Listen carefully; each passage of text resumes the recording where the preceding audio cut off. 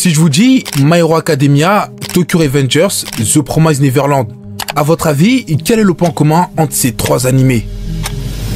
C'est simple, ils étaient au sommet et pourtant leur hype s'est totalement effondrée. Et attention, le pire derrière tout ça, c'est qu'ils ne sont pas les seuls. Que ce soit des problèmes d'animation, de rythme ou bien de fidélité avec leur manga, ils ont tous fait les mêmes erreurs et au final, ont tous connu la même chose, le déclin. Mais pourtant, il existe un animé qui a défié cette malédiction. Depuis 2019 jusqu'à aujourd'hui, 2 films et 4 saisons sont sortis. Mais l'engouement, lui, a toujours été présent. Et pourquoi ? Ou plutôt, qu'a-t-il de si spécial? Cet animé nous plonge dans une histoire de perte, de douleur, de résilience et surtout de combat. De combat où chaque souffle devient une danse avec la mort. Cette œuvre nous entraîne dans un monde où la beauté et la cruauté coexistent, où chaque victoire se paie au prix du sang et où chaque lien, chaque amitié devient une force capable de défier l'impossible. Ce chef-d'œuvre nous montre que la douleur n'est pas une fin, mais le point de départ d'une force capable de tout renverser. Et cette vidéo ne sera pas juste un simple résumé, mais bien plus que ça. Alors préparez-vous, car ici, on plongera en immersion dans cette œuvre qui a marqué notre génération. Je parle bien évidemment de Demon Slayer.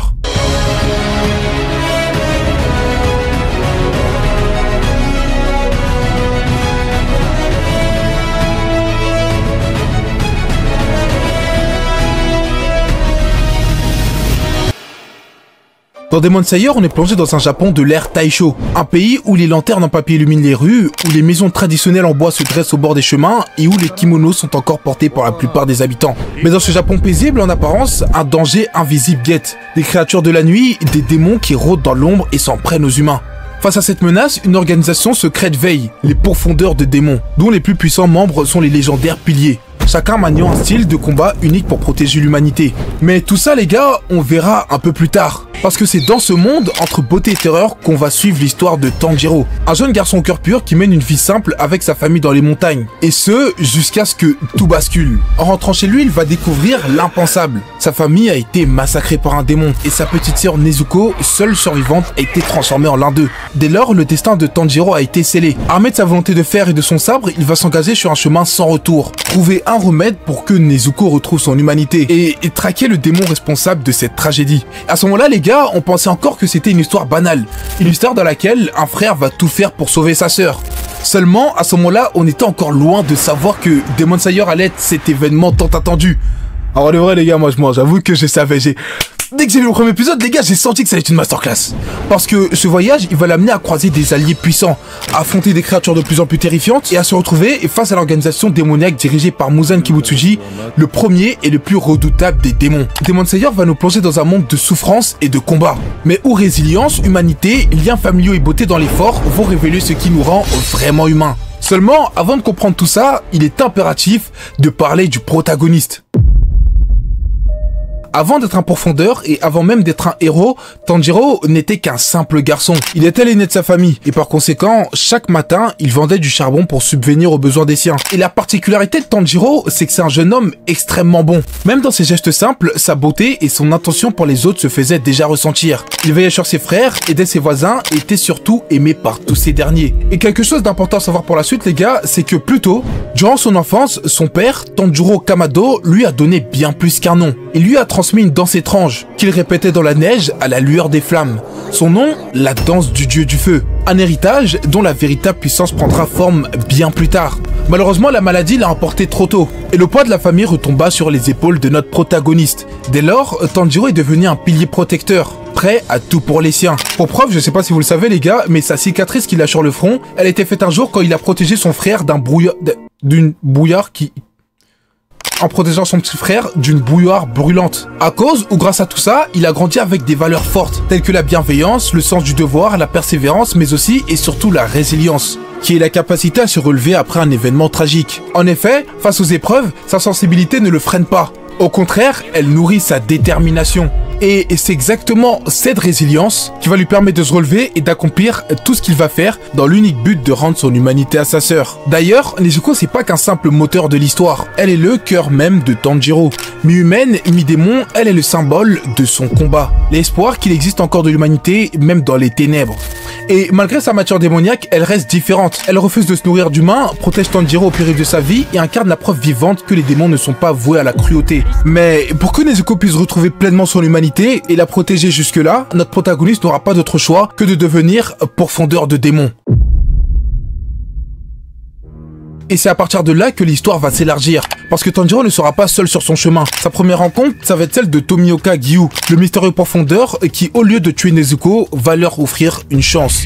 Puis va venir Sakonji Urokodaki, le mentor au masque de Tengu qui fera de lui un véritable combattant. Après un entraînement acharné, des épreuves mortelles et des sacrifices douloureux, Tanjiro va enfin franchir le premier pas pour son destin. En effet, il devient un pourfendeur de démons.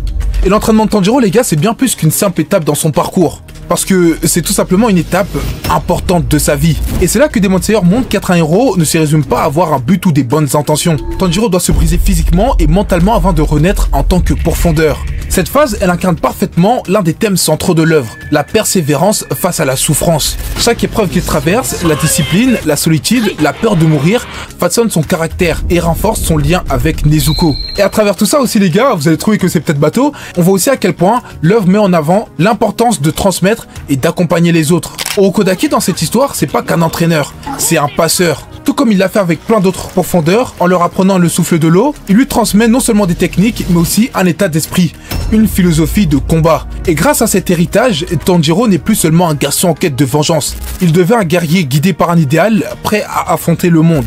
Et c'est dans cette aventure qu'il va croiser ceux qui deviendront ses futurs et fidèles compagnons.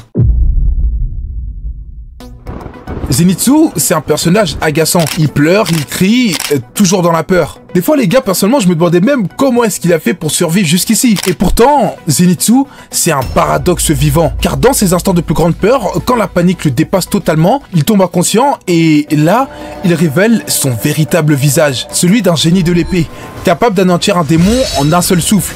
Ou plutôt, en un seul éclair. Zenitsu, c'est l'incarnation d'une vérité que Demon Slayer nous répète sans cesse. La peur ne fait pas de nous des lâches. Au contraire, elle peut devenir une force. Et puis, à l'opposé, il y a Inosuke, le garçon sans chaud élevé par des bêtes.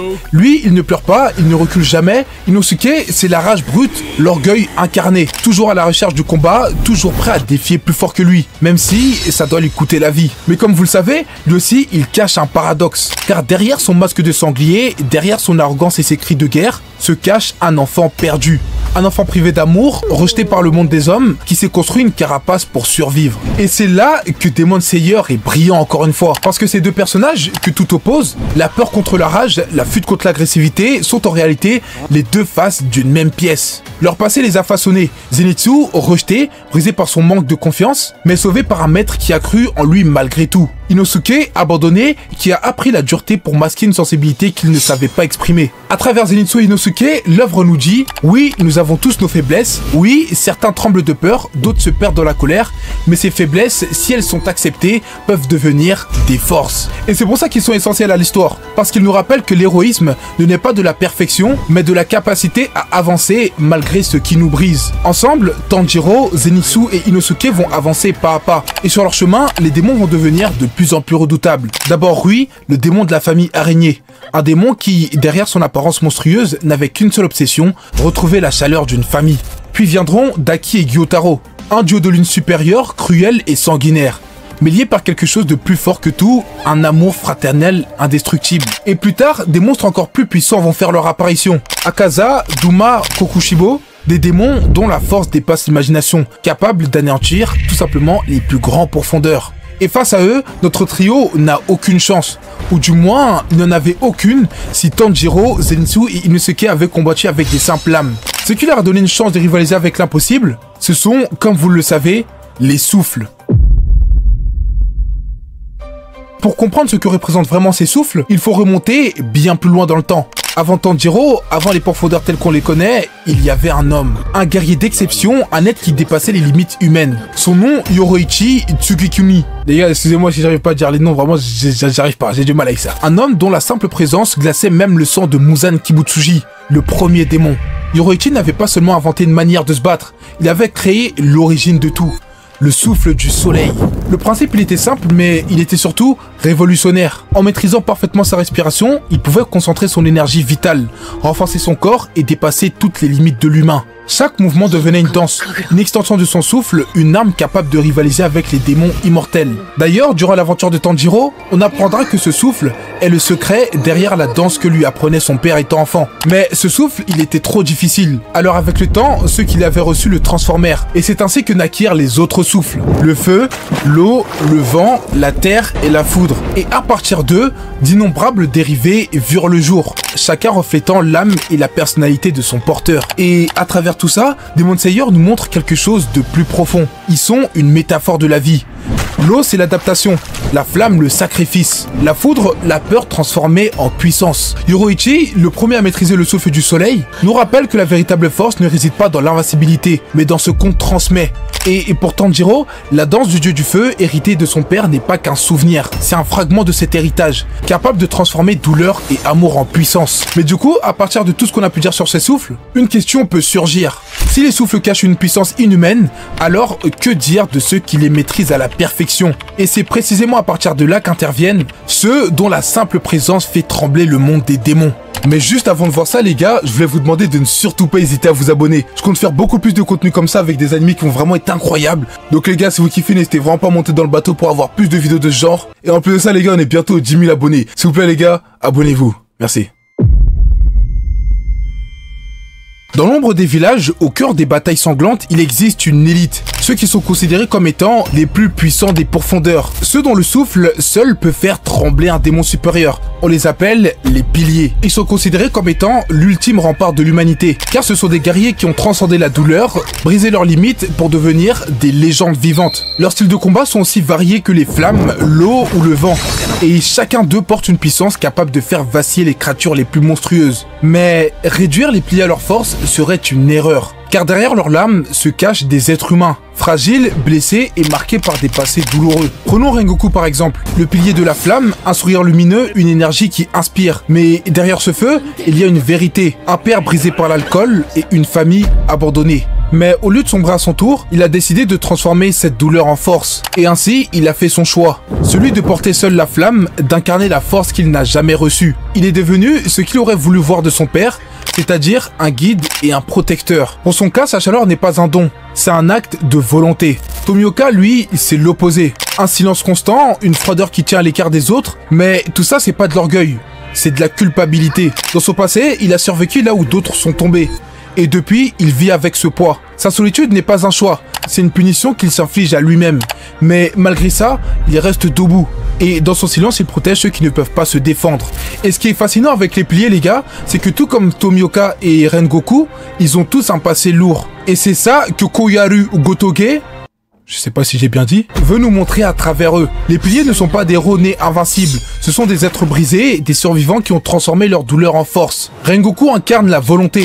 Tomioka incarne la culpabilité. Shinobu, elle, derrière son sourire, incarne la haine continue. Et Gyomei, lui, incarne la foi et le sacrifice. Et chacun d'eux nous dit la même chose. L'héroïsme ne vient pas de l'absence des blessures, il naît du courage de continuer à avancer malgré elle.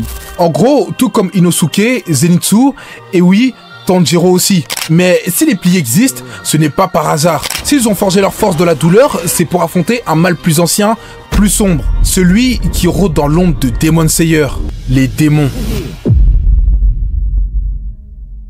Pour commencer, il y a les démons ordinaires. À première vue, ce sont juste des démons qui chassent les humains. Mais en réalité, ils sont bien plus que ça. Chacun d'eux représente une tragédie humaine, car aucun démon n'est né démon. Ils étaient autrefois des hommes et des femmes, perdus à cause d'une faiblesse, d'un regret ou d'un désir trop fort. Et ça, c'est ce qui rend ces créatures terrifiantes. Derrière chaque croc, chaque griffe se cache une part d'humanité corrompue. Ainsi, les démons ordinaires, anonymes, incarnent la peur brute. Leur rôle, il est simple, semer la peur et montrer que même une nuit tranquille peut devenir un cauchemar. Mais leur force reste limitée, et c'est pour ça que Muzan a battu une hiérarchie plus redoutable. Les lunes inférieures. Les lunes inférieures, c'est la première marche vers l'élite démoniaque. Plus puissantes, plus disciplinées, elles servent de bouclier dans l'armée de Muzan. Mais leur existence à elles aussi, elle révèle une vérité fondamentale. Chez les démons, la peur du maître est plus grande que la peur de la mort. Car malgré leur puissance, ces lunes inférieures vivent sous la menace constante de Muzan. Un seul geste, un seul doute et il les efface sans pitié. Et ça montre bien que contrairement aux profondeurs unis par leurs liens, les démons ne connaissent ni solidarité ni fraternité. Ils vivent dans la peur constante d'être remplacés. Et c'est précisément ça qui rend les lunes supérieures si différentes. Parce que elles sont pas de simples pions, elles sont des bras droits de Muzan, l'élite de son armée. Ces démons ont une puissance inimaginable, invaincue depuis des siècles et capable de vaincre même les plus grands piliers. Mais ce que je trouve fascinant et incroyable avec eux, c'est qu'au-delà de leur force, chacune incarne une faille humaine poussée à l'extrême. Rui par exemple n'était qu'un enfant brisé, obsédé par l'idée de retrouver une famille. Daki et Gyotaro, malgré leur cruauté, ne cherchaient qu'à survivre ensemble dans un monde qui les rejetait. Akaza, lui, il cache derrière sa rage aveugle la douleur d'avoir échoué à protéger ceux qu'il aimait. Quant à Duma, il est l'incarnation du vide. Adoré comme un dieu, mais incapable de ressentir la moindre émotion. Enfin, Kokoshibo, le plus terrifiant d'entre eux, symbolise la jalousie éternelle. Frère de Yoroichi, il a préféré abandonner son humanité plutôt que de vivre dans l'ombre du plus grand guerrier de l'histoire. À travers eux, l'œuvre nous rappelle que derrière chaque démon, il y a une histoire. Et si ces histoires, personnellement, me fascinent autant, c'est parce que non seulement elles sont des miroirs inversés des profondeurs, mais aussi de nous-mêmes. Là où ces derniers transforment leur douleur en force, les démons, eux, choisissent de s'y abandonner. Et du coup, en comprenant ça, on peut se poser une question. Nous, personnellement, qu'est-ce qu'on fait de notre douleur ? Est-ce que, tout comme les profondeurs, on l'utilise comme une force, ou est-ce que on s'adonne à des addictions ou quoi que ce soit de malsain comme les démons? Et au sommet de cette hiérarchie, comme vous le savez, il n'y a qu'un nom. Muzan Kibutsuji. Le premier démon, l'originel, l'ombre qui plane sur tout l'univers. Contrairement aux lunes qui incarnent chacune une faille humaine, Muzan représente une peur universelle, celle de mourir. Sa vie entière n'a été qu'une fuite en avant, une fuite face à la maladie, face au temps, face à la fin inévitable. Et pour repousser cette échéance, il a choisi le chemin de la cruauté. Là où Tanjiro puise sa force dans l'amour et la résilience, Muzan a transformé sa peur en haine. Là où les piliers se brisent pour protéger les autres, lui détruit tout ce qui pourrait lui rappeler sa fragilité. Son seul rêve est clair, devenir parfait. Un être invincible, immortel, capable de marcher au soleil sans plus jamais craindre sa faim. Mais paradoxalement, ce rêve ne repose pas sur lui. Il repose dans un démon différent des autres. Un démon qui, malgré sa transformation, a conservé un fragment d'humanité. Un démon qui incarne la foi, la malédiction des siens et l'espoir des hommes. Et ce démon, comme vous l'aurez compris, c'est Nezuko. Parce que oui, après toutes ces batailles, après tant de sang, de larmes et de sacrifices, les profondeurs ont toujours tenu bon. Rui, Daki, Gyotaro, Akaza, chaque victoire semblait impossible. Et pourtant, Tanjiro et ses alliés ont toujours trouvé la force de se relever. Mais dans l'ombre, une certitude demeurait. Tôt ou tard, il faudrait affronter l'inévitable. Tôt ou tard, il faudrait briser le mur qui sépare les hommes des démons. Et c'est précisément dans la saison 3 que ce moment va arriver. Depuis le début, un seul détail nous obsède. Un seul maillon fragile empêche l'équilibre de basculer. Les démons sont invincibles tant que la nuit les protège. Mais à la première lueur du jour, ils brûlent. Ils disparaissent dans les flammes, consumés par le soleil. C'est cette malédiction qui a contenu Muzan depuis des siècles. C'est cette faiblesse qui a maintenu un espoir pour l'humanité. Et c'est aussi cette faiblesse que Muzan cherche à briser depuis toujours. Or, après des années de combat, après des siècles de recherche, ce que Muzan a rêvé, ce que Muzan a convoité, a fini par se produire. Ce moment tant attendu, le moment où la frontière entre l'homme et le démon se fissure. En effet, sous nos yeux, dans la saison 3 et plus précisément dans l'épisode 11, Nezuko, la petite sœur de Tanjiro, transformée en démon depuis le premier épisode, se tient debout. Elle ne brûle pas et elle sourit. Nezuko peut vivre sous le soleil. Et c'est là que tout bascule. Car Nezuko n'est pas seulement une exception biologique, elle est une exception philosophique. Depuis le début, les démons étaient définis par leur malédiction. Une force infinie, mais une existence condamnée à l'ombre. Et voilà qu'une seule d'entre eux échappe à cette règle. Et ce qui est incroyable et magnifique avec Nezuko, c'est qu'elle est le miroir parfait de Muzan. Tout ce que Muzan désire, elle le possède. La liberté face au soleil, l'espoir d'une immortalité s'enchaîne, la preuve que la peur de la mort peut être surmontée. Mais contrairement à lui, elle n'a pas perdu son humanité. Elle n'a pas choisi la haine, la destruction, ni la solitude. Elle a choisi l'amour de son frère, le lien familial et le sacrifice. Là où Muzan voit dans la lumière un outil de domination, Nezuko devient elle-même cette lumière. Ce moment, les gars, c'est plus qu'un tournant scénaristique. C'est une réponse à la question qui habite Demon Slayer depuis le premier épisode. Les démons sont-ils condamnés à rester des bêtes ou existe-t-il une autre voie? Et la réponse tient en un seul nom, Nezuko Kamado. Mais si Nezuko est devenu l'exception qui bouleverse toutes les règles, alors il ne reste plus qu'une seule étape. L'affrontement final. Depuis le premier épisode, depuis la première nuit où la famille Kamado a été brisée, tout convergeait vers ce moment. Chaque combat contre les lunes inférieures, chaque duel contre les lunes supérieures, chaque larme versée par les piliers, tout cela n'était qu'une préparation à la guerre ultime. Car désormais, Muzan n'a plus le choix. Son rêve, il peut enfin l'atteindre. Et pour cela, il doit mettre la main sur Nezuko. Et du coup, ce qui va suivre, les gars, c'est plus une série de combats isolés. C'est une guerre totale, une nuit sans retour, où chaque profondeur, chaque pilier devra risquer sa vie. Une nuit où l'organisation des chasseurs sera poussée dans ses derniers retranchements. Une nuit où Muzan lui-même descendra sur le champ de bataille. Et cette nuit-là sera la fin. La fin des piliers, la fin des lunes, la fin des démons ou bien la fin de l'humanité. C'est ce moment que nous attendons tous. Un affrontement qui marquera sûrement l'histoire de l'animation.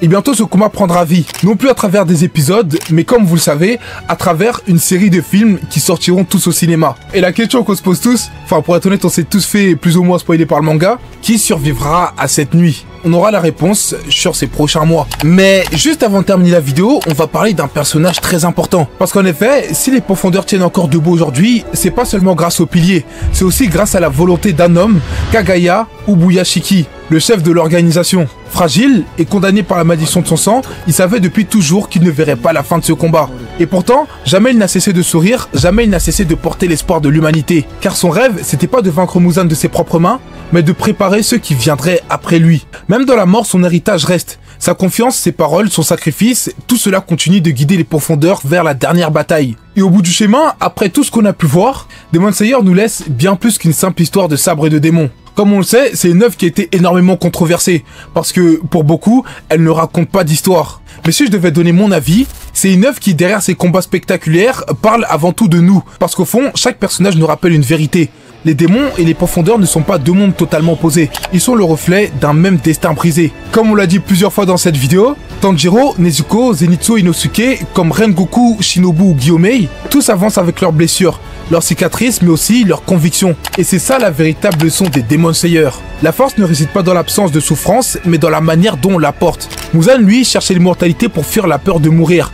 Mais à travers Nezuko, Tanjiro et les autres, on comprend que la vraie victoire n'est pas de vivre éternellement. C'est de transmettre quelque chose qui nous survit. Un sourire, un lien, une flamme qu'on laisse derrière soi. Les gars, c'est la fin de cette vidéo, j'espère que vous avez apprécié. N'hésitez pas à liker, à commenter, à partager, à vous abonner. Et sur ce les gars, si vous voulez découvrir une histoire incroyable comme Demon Slayer, je vous laisse avec cette vidéo.